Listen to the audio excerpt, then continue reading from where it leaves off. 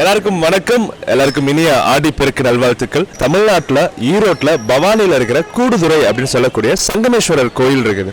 இங்க பாத்தீங்க அப்படின்னா வந்து 3 ஆறுகள் வந்து சங்கமிக்கிறதுனால இங்க ஈஸ்வரன் தான் வந்து மூல சுவாமியா இருக்கிறதுனால இங்க சங்கமேஸ்வரர் அப்படின்னு சொல்லிட்டு வந்திருக்கு. அந்த 3 ஆறுகள் என்னென்ன அப்படின்னு பாத்தீங்கன்னா காவேரி, பவானி, அமிர்தவாகினி அப்படின்னு சொல்றாங்க. இந்த ஆடி மாசம் 18 நாள் முடிஞ்சு இன்னைக்கு இங்க வந்து நீராடிட்டு போனா நம்ம வாழ்க்கையில வந்து சந்தோஷங்களும் வெற்றிகளும் கிடைக்கும் அப்படிங்கிறது இங்க இருக்க நம்பிக்கையும் ஐதீகமும் கூட. இந்த சங்கமேஸ்வரர் கோயிலை பத்தி தான் நம்ம பார்க்க போறோம். பார்க்கலாம்.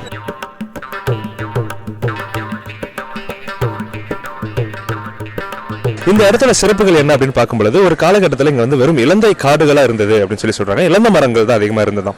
சோ அதனாலேயே இந்த இடத்துக்கு நான் ஸ்தல விருட்சம் அப்படின்னு பாத்தீங்கன்னா இலந்த மரத்தை தான் வச்சிருக்காங்க. இந்த பரிகார ஸ்தலத்துல வந்து வாழ்க்கையில இருக்க எந்த சாப விமர்சனமா இருந்தாலும் அதுக்கு வந்து இங்க பரிகாரம் பண்ணா சரியா போயிடும் அப்படின்னு சொல்றாங்க.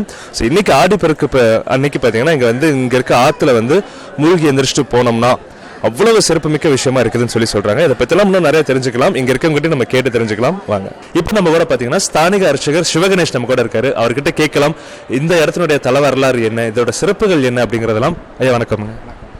இந்தியாவிலேயே வந்து தொன்மையான க்ஷேத்திரமா நம்ம ஊர் விளங்கின்னு இருக்கு.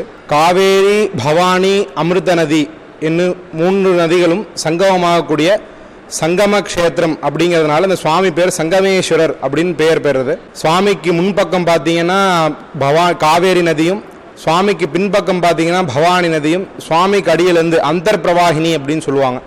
அந்தர் அப்படின்னா சம்ஸ்கிருத பாஷையில் அடியில் உள்ளே அப்படின்னு அர்த்தம். அந்தர் பிரவாகினியா சுவாமி கிட்ட இருந்து ஒரு நதி போகிறது. அந்த நதியோட பேர் அமிர்தவாகினின்னு பேர்.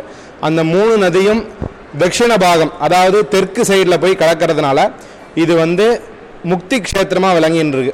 எந்த ஒரு நதியானது தட்சிணத்தை பார்த்து பிரவாகமாக போகிறதோ, அதாவது வந்து தெற்கை பார்த்து பிரவாகமாக போகிறதோ அந்த நதியில் ஸ்நானம் பண்ணால் முக்தி அப்படிங்கிறது வந்து புராண இத்திஹாசங்களில் சொல்லப்பட்டிருக்கக்கூடிய ஒரு வாக்கு.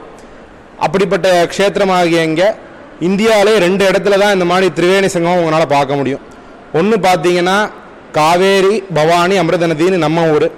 இன்னொன்று பார்த்தீங்கன்னா கங்கா, யமுனா, சரஸ்வதின்னு சொல்லி அலகாபாத்தில் இருக்குது. அதாவது தட்சிண அலகாபாத்னு சொல்லி நம்ம ஊரை வந்து சொல்லுவாங்க. அங்கே எப்படி திரிவேணி சங்கமம் மாறுதோ அதே மாதிரி இங்கேயும் திரிவேணி சங்கமம் மாறுது.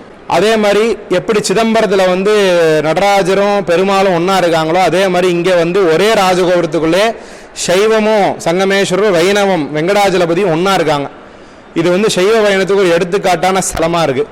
இந்த க்ஷேத்திரத்தில் வந்து சங்கமேஸ்வருக்கு முதல் அடியாரே வந்து பெருமாள் தான்.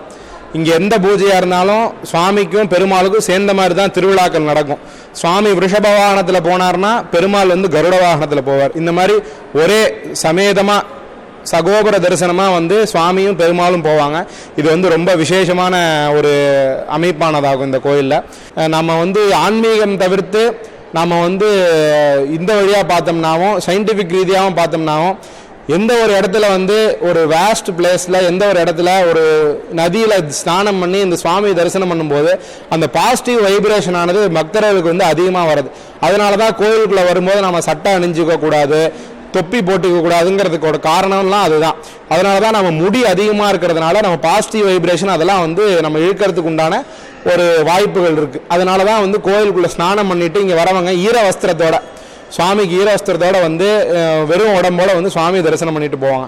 இது வந்து ஒரு விசேஷமாக இருக்குது. இப்போ அம்பாள் சன்னதியோட வரலாறு பார்த்தோம்னா 1802 1802 கிட்டத்தட்ட இப்போ இருந்து ஒரு 210 வருஷத்துக்கு முன்னாடி வில்லியம் கேரோ அப்படின்னு சொல்லிட்டு அப்பத்து வந்து பவானி தான் வந்து கலெக்டரேட். கோயம்புத்தூருக்கே வந்து கோயம்புத்தூர் மாவட்டத்துக்கே வந்து பவானி தான் கலெக்டரேட்டாக இருந்திருக்கு. அப்போ வில்லியம் கேரோன்னு சொல்லக்கூடிய இங்கிலாந்து நாட்டு கலெக்டர் வந்து இங்கே வந்து இருந்திருக்கார். அப்போ இங்கே வந்து பயனீர் பங்களோன்னு சொல்லி ஒரு பங்களா இருந்திருக்கு. அந்த பங்களாவில் அவர் எப்பவும் போல் அவர் வந்து தன்னோட வேலையெல்லாம் முடிச்சுட்டு நைட்டு வந்து அயர்வா அமர்றாரு. அப்போ அவர் வந்து அந்த அசதியில் தூங்கிடுறாரு. அப்போ நல்ல மழை காலம், அது நல்ல மழை பெஞ்சுட்டே இருக்குது. மழை பெய்ய சமயத்தில் ஒரு குட்டி பொண்ணு பட்டுப்பாவாடை அணிஞ்சிட்டு அம்பாள் தான், அது குட்டி பொண்ணாக போய் அவர் கையை பிடிச்சி அழைச்சின்னு வெளியே வந்த அந்த ஃப்ராக்ஷன் ஆஃப் செகண்ட் அந்த பில்டிங் அப்படியே இடிஞ்சு தரமட்டமாயிடுறது. இப்படி ஆனோடனே அவருக்கு வில்லியம் கேரோவுக்கு ஒரே ஆச்சரியம், யாரடா நம்ம உயிரை காப்பாத்தினது அப்படின்னு சொல்லி பார்க்குறப்போ அந்த பொண்ணானது, அந்த குட்டி பொண்ணானது அப்படியே நேராக கோயிலுக்குள்ளே வந்து அம்பாள்கிட்ட ஐக்கியமாயிடுறா. அம்பாளோட விக்கிரகத்தில் போய் பிம்பத்தில் போய் ஐக்கியமாயிடுறா. அப்புறம் ஐக்கியமானோடனே நம்மளை காப்பாற்றினது வேதநாயகம்மன் தான் சொல்லிட்டு அந்த காலத்தில் வந்து மற்ற மதத்தினர் கோயிலுக்குள்ளே வரவிடாதபடி ஒரு அமைப்பு இருந்ததுங்க. இப்போ ஆனால் அதெல்லாம் முற்றிலுமாக மாறி இப்போ வந்து அனைத்து சமயத்தினரும் உள்ளே வந்து சுவாமியை வழிபாடு பண்ணி சுவாமிக்கு பூஜையானது இன்னி வரையும் நம்ம கை கூட பார்த்துட்டு இருக்கோம். இது எவ்வளோ ஒரு முன்னேற்றமான விஷயம். சுவாமி நம்பிக்கை, இறை நம்பிக்கைங்கிறது இந்த காலத்தில் அவசியமானது ஒன்றாகும். அதை வந்து எல்லா மதத்தினரும் பின்பற்றுறாங்க. அப்படிங்கும்போது நாம் அதை வரவேற்கத்தக்கணும்.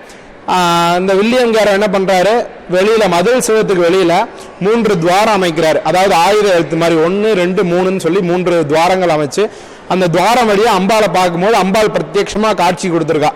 அப்படி காட்சி கொடுத்த உடனே தன்னை காப்பாத்தினதை வந்து அந்த வேதநாயகம்மன் தான் சொல்லி யானையோட தந்தம் அதை வந்து அதனாலேயே வந்து தொட்டில் செஞ்சு கொடுத்துருக்காரு. அம்பாளுக்கு வந்து தன்னை காப்பாற்றினது வந்து வேதநாயகம் தான் சொல்லி யானையோட தந்தத்திலே தொட்டில் செஞ்சு கொடுத்துருக்காரு. அந்த தொட்டில தான் இன்னி வரையும் பள்ளியற பூஜையானது நடந்துட்டு இருக்கு. 200 வருஷமா அந்த தொட்டில தான் பூஜை ஆகிட்டு இருக்கு. நம்ம ஈரோட்டோட சிறப்புகள்ல பவானி கூடுதுறை கோயிலும் ஒரு சிறப்பு, அதுவும் சங்கமேஸ்வரர் கோயில். ஸோ இந்த கோயிலோட சிறப்புகளும் பெருமைகளும் நம்ம நிறைய தெரிஞ்சுக்கிட்டோம். நம்ம தமிழர்களுடைய சிறப்புகளும் பெருமைகளும் நம்ம நிறைய தெரிஞ்சுக்கிட்டோம். ஒவ்வொரு அறிவியலுக்கு பின்னாடியும் ஒரு தமிழருடைய ஒரு கூற்று இருக்கு, ஒவ்வொரு கூற்றுக்கு பின்னாடியும் ஒரு அறிவியல் இருக்குது அப்படிங்கறத நம்ம எல்லாமே தெரிஞ்சுட்டு இருக்கோம். இதே மாதிரி ஈரோடு 360 நிகழ்ச்சியை மறுபடியும் உங்களை நான் சந்திக்கிறேன். Until then, take care, bye from RJ Prabhu.